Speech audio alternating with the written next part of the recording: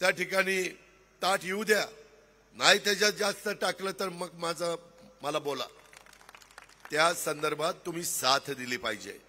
तुम्ही त्यांना 3दा खासदार घेऊन बघितलं, तुमचा विकास झाला नाही. आमदारांच्या बद्दल आता ती निवडणूक नाही म्हणून मी जास्त बोलत नाही, परंतु तुमच्यातल्या संस्था कशा चालल्यात तुम्हीच आत्मपरीक्षण करा. कारखान्याची काय दुरावस्था आहे. अहो, एक कारखाना आल्यानंतर आर्थिक सुबत्ता येते. सुबत्ता, लोकांची घरदारं बदलतात, मुलं शिकतात, तिथं सगळं चित्र बदलून जातं. जे इतर भागामध्ये झालेलं आहे तशा प्रकारे बोरविल्लाकरांनो आपल्याला करायचंय. ह्याच उतरवलीची पण एमआयडीसी आचारसंहिता संपू द्या. आचारसंहिता संपल्यानंतर उदय सामंतांना सांगून ह्याच्यामध्ये जो तुम्हाला समाधान देईल अशा प्रकारचा मार्ग महायुतीचं सरकार काढून देईल आणि त्यामधनं तिथं इंडस्ट्री आणेल. पर्यटनाला आपल्याला अधिक चालना देण्याची गरज आहे. इथं पर्यटनाचा विकास झाला तर भोर तालुक्यातला रोडेश्वर किल्ला, रायरेश्वर, नागेश्वराचं मंदिर, अंबवड्याचं श्री बनेश्वर मंदिर, नसरापूरचं भाटघरचं धरण, नीरा देवघर धरण, तसेच इतर तीर्थक्षेत्राचा विकास आराखडा तयार करून पर्यटनाच्या माध्यमातून विकास करता येतो. लोक पर्यटनाला जातात. अहो, पुण्यामध्ये त्या सिंहगड किल्ला आहे, जाऊन बघा किती पर्यटक येतात. यानं त्या निमित्तानं रोजगार मिळतो. तशा पद्धतीनं रोडेश्वर, रायरेश्वर आणि हे नागेश्वर मंदिर, बनेश्वर मंदिर इथं खूप काही चांगलं करता येईल. पीएमआरडीचा पैसा आपण तिथं आणू शकतो. राज्य सरकारचा निधी, डीपीडीसी माझ्या ताब्यात आहे, डीपीडीसीचा निधी आणतोय. तुम्ही आमच्या पाठीशी उभं राहा. आम्ही काय चमत्कार करतो ते बघा. हे काहीतरी येतात मोदी साहेबांवर टीका करतात. अरे 10 वर्ष एवढा चांगला कारभार केला, 1 रुपयाचा भ्रष्टाचार नाही झाला, काय टीका करता. त्याच्यामध्ये वेल्हा तालुक्यामध्ये आमचा राजगड आहे. मध्ये मला वेल्हा तालुक्यातल्या सहकाऱ्यांनी सांगितलं, दादा आमचं वेल्हा तालुक्याचं नाव बदला, राजगड करा. केलं की नाही? मनात आणलं तर आम्ही करू शकतो. या गोष्टीचा विचार करा. त्याच्यामध्ये राजगड किल्ला आहे, तोरणा किल्ला आहे, श्री क्षेत्र मेंगाई देवी मंदिर आहे, श्री क्षेत्र माळाई देवी मंदिर आहे, वांगणी, तसंच गुंजवणीमध्ये पानशेत, वरसगाव धरणामध्ये पर्यटनाच्या माध्यमातून वॉटर स्पोर्ट्स निर्माण करता येतात. चांगल्या प्रकारे पर्यटनाला चालना देता येते. त्याच्यातनं रोजगार होईल. आपली लोकसंख्या कमी होती ती वाढेल, आपल्याला रोजगार मिळेल. तुम्हाला कामधंद्याच्या निमित्तानं बाहेर कुठं जावं लागणार नाही. ते काम महायुतीच्या माध्यमातून आम्ही तुम्हाला देऊ शकतो. मित्रांनो, गुंजवणी प्रकल्पांतर्गत बंदिस्त पाईपलाईन कालव्याचं काम जलद गतीनं आपल्याला करायचंय. उजवा आणि डावा कालव्याची कामं करायची. त्याच्यामध्ये वाजेघर, वांगणी आणि शिवगंगा ह्या खोऱ्यामध्ये उपसा सिंचन योजनेच्या सुधारित प्रशासकीय मान्यता देऊन कामं सुरू करायची. काही प्रचार काय करतात, वरनं कॅनॉल जाणार होता तो रद्द केला, बंद पाईपलाईन मधनं आता कॅनॉल गेल्यावर आपलं कसं व्हायचं. मी तुम्हाला सांगतो, माझ्याकडे 5 वर्ष एक खातं होतं, आता देवेंद्र फडणवीस साहेबांच्याकडे आहे. त्याच्यात आम्ही त्या बंद पाईपलाईनला मोटारी बसू आणि वरनं कॅनॉल असताना जेवढं क्षेत्र ओलिताखाली येणार होतं तेवढंच माझ्या वेल्हा तालुक्यातलं क्षेत्र ओलिताखाली आणून दाखवेल. अहो, तेलंगणाला जावा, 1-1 लाख हॉर्सपावरच्या मोटारी बसवल्यात, 2-2 लाख हॉर्सपावरच्या मोटारी बसवल्यात. तुम्हाला तर फार कमी हॉर्सपावरच्या मोटारी लागणार आहेत. या गोष्टीचा विचार माझ्या बोरवेल्लेकरांनी त्या ठिकाणी केला पाहिजे. त्याच्यामध्ये धोमबलकवडी प्रकल्पातील कालव्याची पोटसाऱ्यांची कामं ती पूर्ण करण्याच्या करता मागणी आहे. विसगाव खोऱ्यातील 7 गावांचा उपसा सिंचन योजना त्याला मंजुरी द्यायची आहे. आम्ही सांगतोय त्या पद्धतीनं आम्हाला ताकद द्या, आम्हाला आशीर्वाद द्या, आपलं बहुमोल असं पवित्र असं मत द्या. त्याच्या संदर्भामध्ये देशाचा सर्वांगीण विकास करण्याचं काम नरेंद्र मोदी साहेब करतील. राज्याचा सर्वांगीण विकास करण्याचं काम एकनाथराव शिंदे, देवेंद्र फडणवीस आणि मी करेन. आणि त्याच्याच बरोबर पुणे जिल्ह्याचा बोरवेल्ल्याचा विकास करायला तुमचा पालकमंत्री या नात्याने मी देखील मागे वळून बघणार नाही अशा प्रकारची खात्री मी या सभेच्या निमित्तानं देतो। निरागुंजवणी नदीवर सर्व बंधाऱ्याची दुरुस्तीची कामं याची मागणी आहे। नसरापूरमध्ये आहे, मी घेतो एक एक घेतो, थांब जरा। नसरापूर येथील शिवेरी रस्ता पीडब्ल्यूडी अथवा पीएमआरडी मधनं आता आचारसंहिता आहे, आचारसंहिता संपू द्या, तिथं अधिकाऱ्यांना पाठवलं जाईल। सर्वे करून जे काही त्याच्यामध्ये मदत करण्याची गरज असेल ती मदत निश्चितपणे महायुतीचं सरकार तुम्हाला करेल। त्याचबरोबर नसरापूर चेलाडी ते वेल्हा मडेघाट हा रस्ता सीआरएफ म्हणजे सेंट्रल रोड फंड अथवा एशियन बँक किंवा वेगवेगळ्या फायनान्सच्या निमित्तानं हे चौपदरी करणं ह्याच्याही बद्दल खूप काही अनेकांनी आश्वासन दिली। मी एवढंच सांगतो, कोर्टाचा विरोध नसेल आणि फॉरेस्टची अडचण नसेल तर या कामामध्ये देखील मी तुम्हाला मदत करतो। त्याचं कारण असं आहे, 10 जूनच्या नंतर माझं अंतरिम बजेट केलंय, केंद्राचं बजेट झाल्यावर आपलं राज्याचं बजेट आहे ते मी पेश करणार आहे। त्याच्यामध्ये कुठली कुठली कामं घालायची आहेत ते माझ्या हातामध्ये आहे आणि मी फक्त आजच्या सभेच्या निमित्तानं बोरवेल्ल्यामध्ये नाही आलोय, मला पुढे पण आमदारकीची निवडणूक, जिल्हा परिषद, तालुका पंचायत या निवडणुकीच्या करता नगरपालिका यायचंच आहे। त्याच्यामुळे मी तुम्हाला खोटं आश्वासन त्या ठिकाणी देणार नाही। पुरंदर येथील त्यामध्ये काही विमानतळ तिथल्या लोकांचा पाठिंबा असेल तर त्यांना विरोध करून नाही, त्यांना विश्वासामध्ये घेऊन त्यांनी मान्यता दिली तर त्याच्यातून जो माल येणार आहे तो त्या ठिकाणी समुद्र मार्गातून येणारा सर्वात कमी अंतराचा लोहमार्ग जेजुरी लोणंद रेल्वे मार्गापासून कोकण रेल्वे लोहमार्गाला महाड जवळ जोडणारा नवीन भोर तालुक्यातील जाणारा लोहमार्गाला मंजुरी मिळावी। ह्याच्यामध्ये केंद्राची मदत लागते, त्याकरता नरेंद्र मोदींच्या विचाराचा खासदार गेला पाहिजे। माग त्यांच्या विचाराचा खासदार गेला नाही, खासदार काही करू शकला नाही।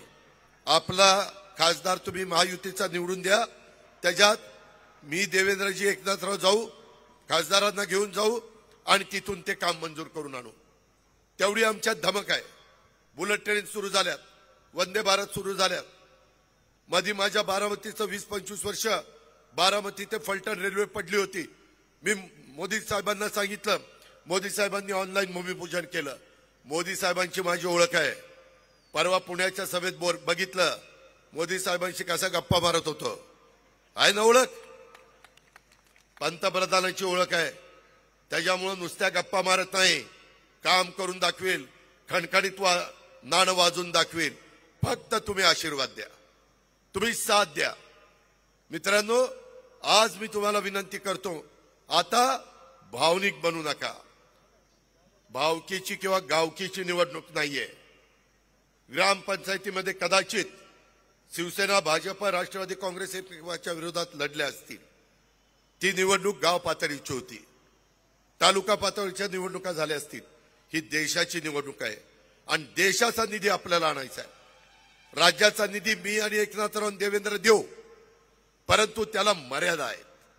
केंद्राचा निधी फार मोठा निधी असतो, करोडो रुपयाचा निधी असतो, त्याशिवाय तुमच्या माझ्या बोरवेल्याचा कायापालट होणार नाही। मुद्दाम मी आज ही गोष्ट सांगायला तुम्हाला आलोय। बोरवेल्ला तालुक्यात क्रीडा संकुलाला मान्यता पाहिजे, क्रीडा खाता माझ्या राष्ट्रवादीकडे आहे। संजय बनसोडे युवा कल्याण, क्रीडा आणि बंदरे ही 3 खाती त्याच्याकडे आहेत। जागा व्यवस्थितपणे मी पाहतो, कलेक्टर वगैरेंशी पण बोलतो आणि तुमच्या इथं तर वेल्ल्यामध्ये मोठ्या प्रमाणावर तालीम करणारे माझे तिथं कुस्तीगीर आहे, त्यांच्याकरता पण एक चांगलं कुस्ती संकुल मी त्या ठिकाणी वेल्ल्यामध्ये उभं करून देणार आहे। जसं तिथं आमच्या पिंपरी चिंचवडच्या परिसरामध्ये अमोल बुचडेंनी खूप चांगलं संकुल केलंय, मी बघितलंय। तुम्ही काळजी करू नका, जी तुम्हाला गरज आहे ती गरज मी त्या ठिकाणी भागवीन। पण घड्याळाच्या शेजारचं बटन दाबलं तर.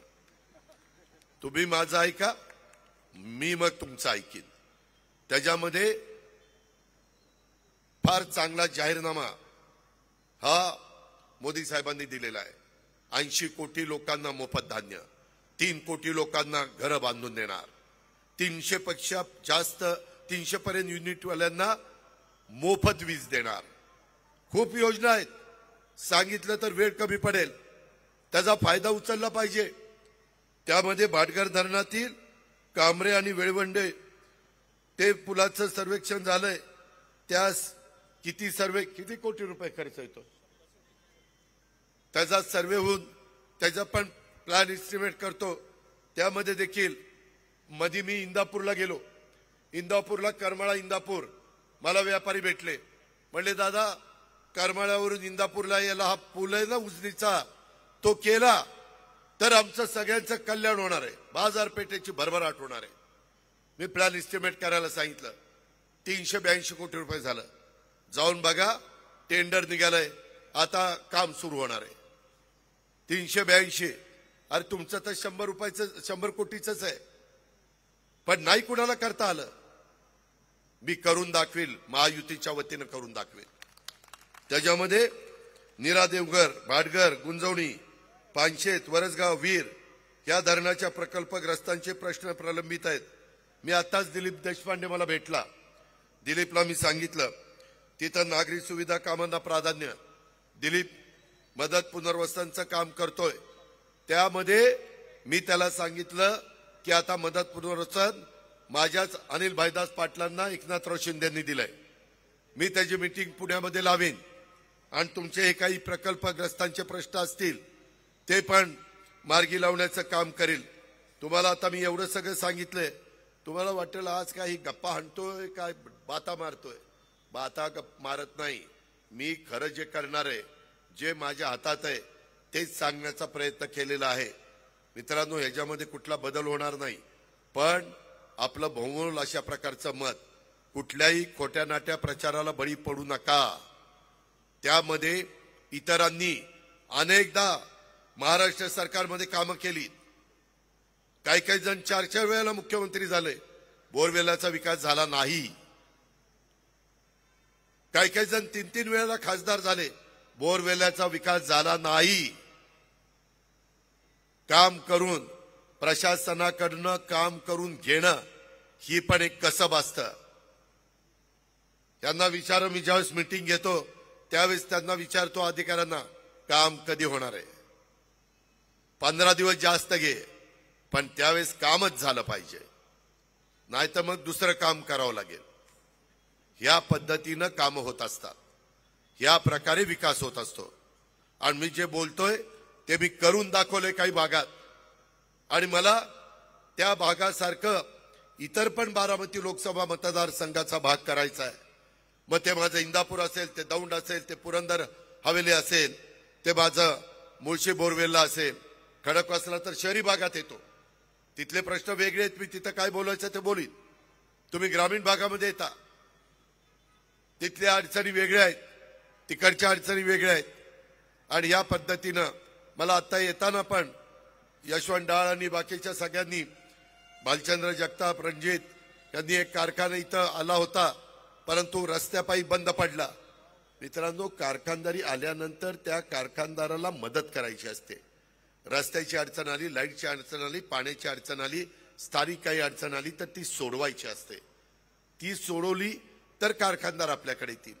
तर ते कारखानदार 10 ठिकाणी सांगतील, नाही बोरला जावा राव, तिथं फार चांगली मदत करतात लोक, त्या ठिकाणी सहकार्य करणारी आहेत. अशा पद्धतीचं वातावरण उद्योगधंदे येण्याच्या करता तयार करायचं असतं. अहो, एवढा सुंदर इकडनं बेंगलोर मुंबई हायवे गेलाय. इथं जवळ पाणी आहे, रस्ते आहे, अजून काय लागतं? त्याच्यामध्ये इच्छाशक्ती लागते, राजकीय इच्छाशक्ती लागते. बाबांनो, मी पुन्हा सांगतो, माग माझं तुम्ही साखर कारखान्याच्या वेळेस ऐकलं नाही. आणि आज मला काही फरक पडत नाही, माझं चांगलं चाललेलं आहे. मला वाईट ह्याचं वाटतं की लोकांनी ऐकलं नाही आणि त्यांचं नुकसान करून घेतलं. आता आपण भोर वेल्ल्याच्या बद्दल बहुतेक तुमच्या प्रश्नाचा ओहापोह मी केलेला आहे. कुलदीपचे पण इथं आता आलेत, नंतर सीएम पण येतील. मला पुढच्या 2 सभा असल्यामुळे मी आधी बोललोय. कुलदीपजींनी पण शिवसेना मध्ये येण्याचा निर्णय घेतला. आता इथं निश्चितपणे महायुतीची ताकद वाढलेली आहे. मी त्यांचं मनापासून स्वागत करतो. त्यामध्ये हे सगळे नेते मंडळी इथं बसलेली आहेत. सगळे आपापल्या पद्धतीनं ताकदीचे आहेत. यांच्यामध्ये एकोपा केला पाहिजे.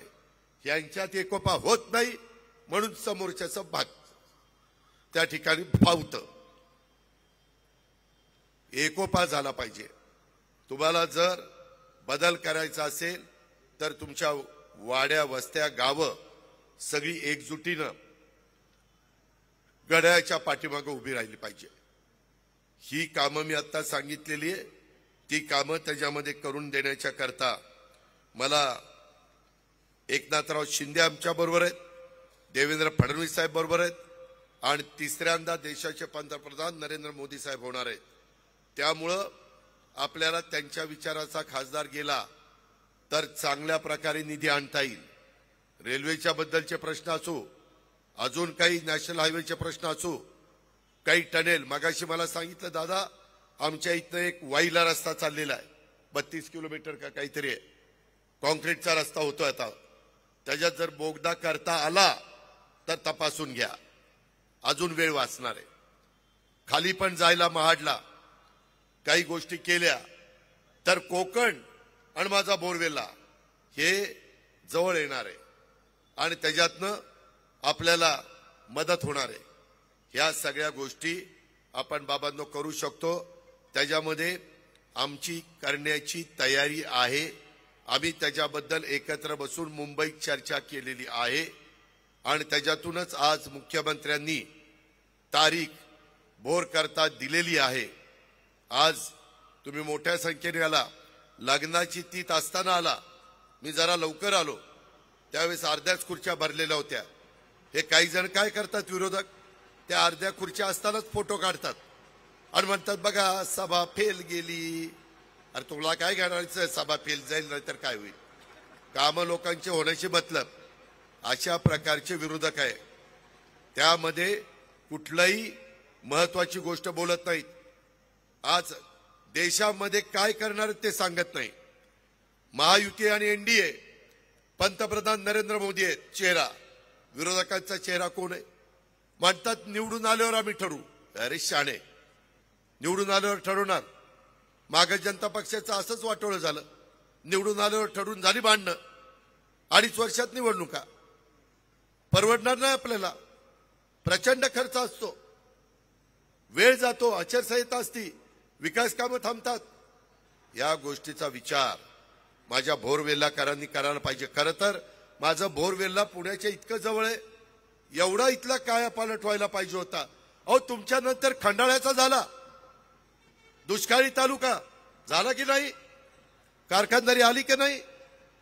या गोष्टीचा विचार आपण त्या ठिकाणी केला. मी पुणे जिल्ह्यातनं डीपीडीसीचा प्रमुख या नात्याने एमएससीबीच्या विकास कामांना ज्या डोंगरी भागात आहे, मुळशी भोर वेल्ला, तिथं 100 कोटी रुपयाचा निधी दिला आणि दुर्गम वाड्या वस्त्या विद्युतीकरणाच्या करता 5 कोटी रुपयाचा निधी दिला. आता तर डीपीडीसीला एकनाथराव शिंदे, देवेंद्र आणि मी 1250 कोटीचं बजेट आहे तुमचं डीपीडीसीचं. किती? 1250 कोटीचं. आणि तो बहुतेक पैसा ग्रामीण भागाला जातो, शहरी भागात कमी जातो. या गोष्टीचा विचार देखील आपण सर्व सहकारी मित्रांनी या निवडणुकीच्या निमित्तानं केला पाहिजे. मित्रांनो, पुढे 10च्या आत मला 2 सभा संपवायच्यात. 7:30 वाजलेत. मी कुलदीपजींना सांगितलेलं होतं की मी भाषण सुरू करतो आणि माझं भाषण झाल्यावर हे बाकीचे भाषण करणार आहेत. मुख्यमंत्र्यांचं पण मार्गदर्शन आहे. त्याच्यामध्ये आता जे काही मी तुम्हाला सांगितलेलं आहे ते करण्याचा मी बांधील आहे. तुम्ही फक्त मला आणि महायुतीच्या उमेदवाराला आशीर्वाद देण्याचं काम करा, पाठिंबा देण्याचं काम करा. तुम्ही तर कुणाला निवडून देणारच आहे, तुमचं पवित्र मत. तर आता इतरांना निवडून झालंय, आता इकडे एकदा ह्यांना निवडून द्या. तुम्ही महायुतीचा खासदार केला तर महायुतीचा खासदार बारामती लोकसभा मतदारसंघ आणि मुळशी बोरवेला विधानसभा मतदारसंघ ह्याचा विश्वासाला कुठेही तडा जाऊन देणार नाही. तुमची चांगल्या पद्धतीनं कामं करून दाखवेन आणि दर आठवड्याला मी पुण्यामध्ये असतोच, त्याच्यावर तुम्ही माझ्याकडे पण हक्कानी सार्वजनिक कामाच्या करता या. मी त्याबद्दल मग तुमचा हायवेचा पट्टा असेल किंवा वरचा पट्टा असेल, माझा वेल्याचा पट्टा असेल, कुठेही गाळ राहू नका. उन्हाची तीव्रता जास्त आहे, मताची टक्केवारी कमी होते, ते होऊ देऊ नका. आणि आता इतरांचं ऐकायचं नाही ऐकायचं तुमच्या हातात आहे, माझी विनंती करण्याचं काम आहे. यावेळेस मात्र हे सगळे प्रश्न मार्गी लावण्याच्या करता आपण महायुतीला आणि त्यांच्या उमेदवारांना विजयी करावं, घड्याळाच्या चित्राच्या शेजारचं बटन दाबावं आणि राज्याचाही मोठ्या प्रमाणात निधी आपण त्या ठिकाणी आणण्याकरता आम्हाला मदत करावी आणि भारत सरकारचा पण निधी आणण्याच्या करता आम्ही सगळेजण प्रयत्नशील राहू आणि त्याच्यातनं बोरवेला मुळशीचा कायापालट करून दाखवू हा शब्द देतो आणि आपल्या सगळ्यांची रजा घेतो. जय हिंद, जय महाराष्ट्र. या ठिकाणी दादांना या ठिकाणी विनंती आहे, महायुतीच्या वतीने आपला या ठिकाणी सन्मान होतोय. चारही तालुका प्रमुखांच्या वतीने दादांचा या ठिकाणी सन्मान होतोय. दादा